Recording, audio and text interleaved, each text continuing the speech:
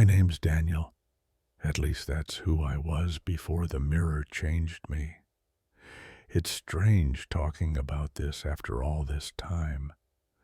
For years, I've tried convincing myself it wasn't real, that it was stress, fatigue, maybe a touch of madness.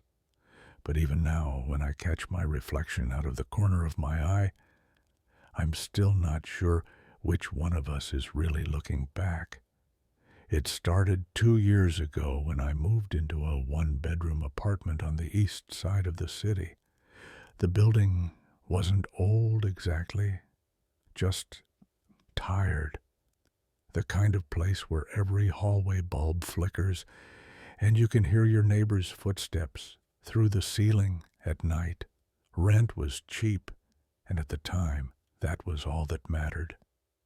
The previous tenant had left in a hurry. The landlord didn't say why, only that people move for all sorts of reasons.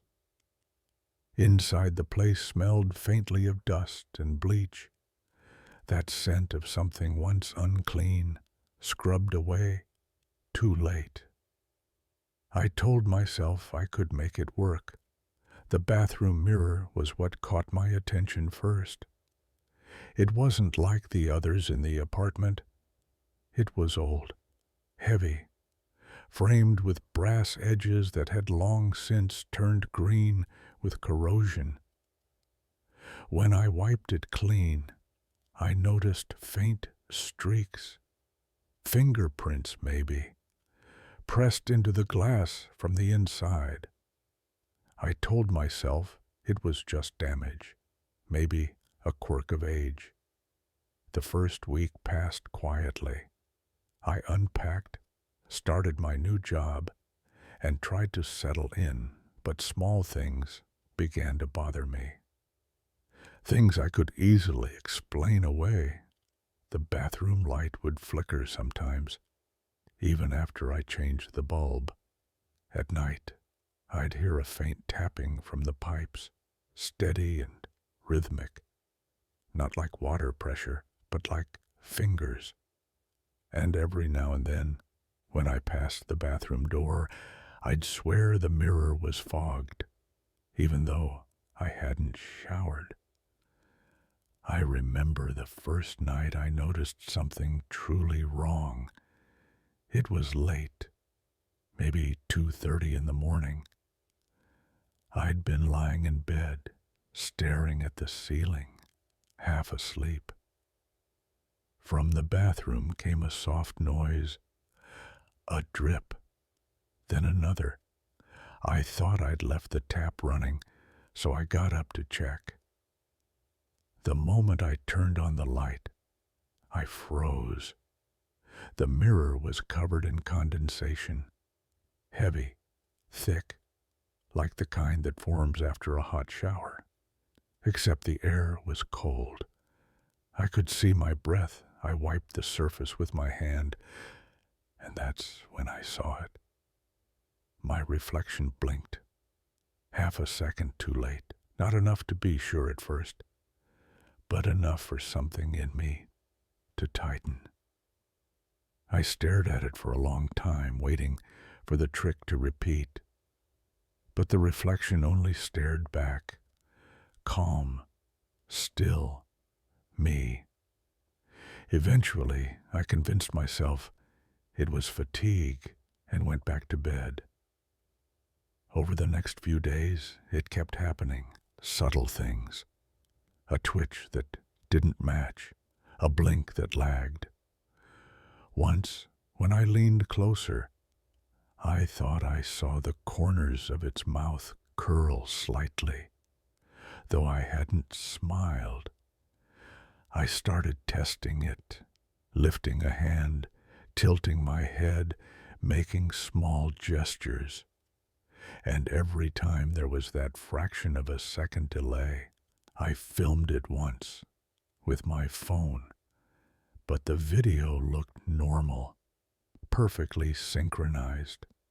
That should have comforted me. It didn't. By the end of the month, I stopped using that bathroom. unless I absolutely had to. I'd shave in the kitchen, brush my teeth with the lights off. It sounds crazy now, but I could feel it, that presence behind the glass. Watching, waiting. I started having nightmares, always the same. I'd be standing in front of the mirror, staring at myself, when the reflection would suddenly grin, wide and sharp. Then it would step forward, through the glass. I'd wake up drenched in sweat, the image burned into my mind. One night I woke to the sound of humming, soft, low, almost like someone whispering a tune. It was coming from the bathroom. I thought maybe the neighbors were playing music again, but when I got closer, the sound grew clearer. Not a song, but a voice, a man's voice, my own. I pushed the door open slowly. The light was off. The mirror gleamed faintly in the moonlight. And in that glassy darkness, my reflection was smiling. Not just smiling, and moving ever so slightly, even though I was perfectly still. I remember whispering, "What are you?"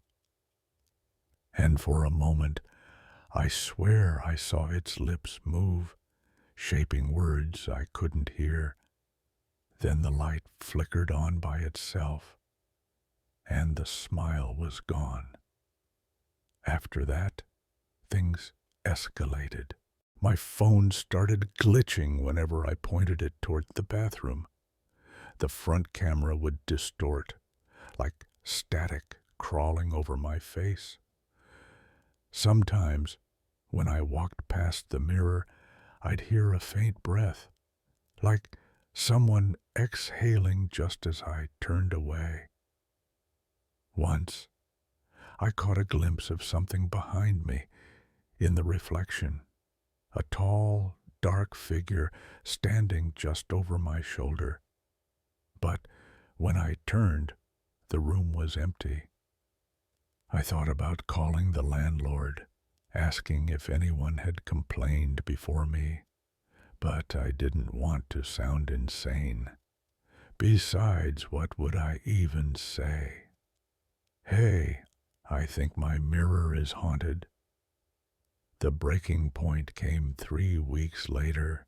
I'd had enough. I decided to remove the mirror entirely, take it down, throw it away, replace it with a new one.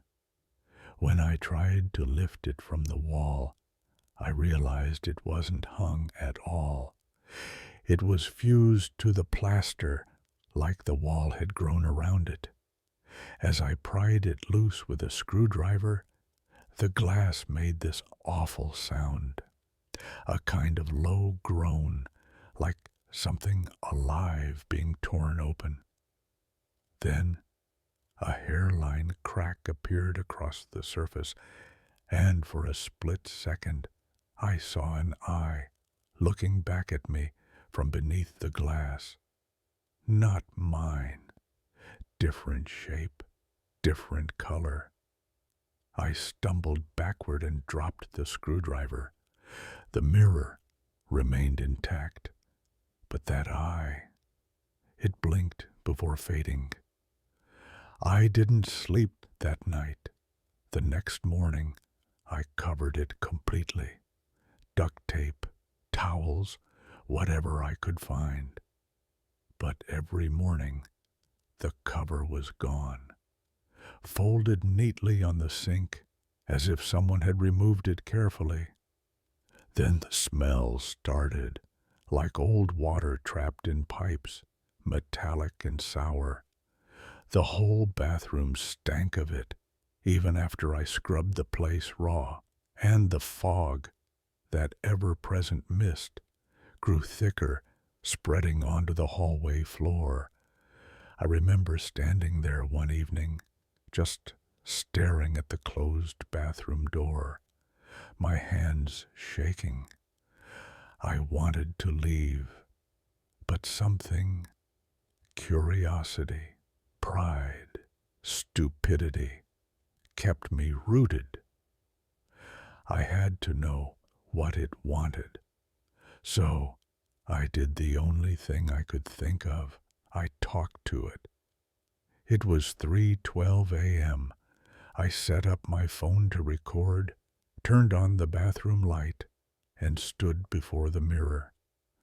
For a long time I said nothing. Then, quietly, I asked, "Who are you?" Nothing. I tried again. "What do you want?" Still nothing. I sighed, leaned forward, and whispered, "What are you?" And then softly, impossibly, it whispered back. A voice that was my own, but hollow, echoing from somewhere deeper than sound. "You." I stumbled back, knocking the phone off the counter. The screen went black. When I picked it up, the recording was still running, but there was no video, just static, and beneath it, that same voice, repeating the word, "You, you, you," over and over until it dissolved into a low laugh. I moved out the next day. Didn't even take my things. I just left. The landlord called a week later, asking if I'd come back for my belongings. I told him to throw everything away. He paused for a long time before saying, "You're not the first one to tell me that." When I asked what he meant, he said the previous tenant, a man named Henry, had done the same thing. Left in the middle of the night, no forwarding address, and when they went to clear the apartment, the bathroom mirror was shattered. But here's the thing. The shards were inside the wall, not on the floor. They replaced it, sealed the plaster, and a month later, I moved in. He laughed awkwardly, said it was probably just coincidence, but his voice trembled when he said it. That was nearly 2 years ago. Since then, I've lived in 3 different places. No mirrors, not even small ones. I shave using my phone screen, avoid reflective windows at night. But sometimes I still catch glimpses in a dark shop window, a puddle on the street after rain, a faint shimmer in a turned-off TV, and every time, for just a split second, I see him, still standing there, still smiling, still waiting, and I know one day, when I finally look long enough, he'll stop smiling, he'll start moving, and this time I won't. This was Real Haunting Files, Episode 1, The Man in the Mirror. Some stories end when you leave the house, but others follow you. If you've ever seen something move in your reflection that shouldn't have, you might already be part of the next file. Subscribe to NoctiLore, and remember, mirrors never lie. People do.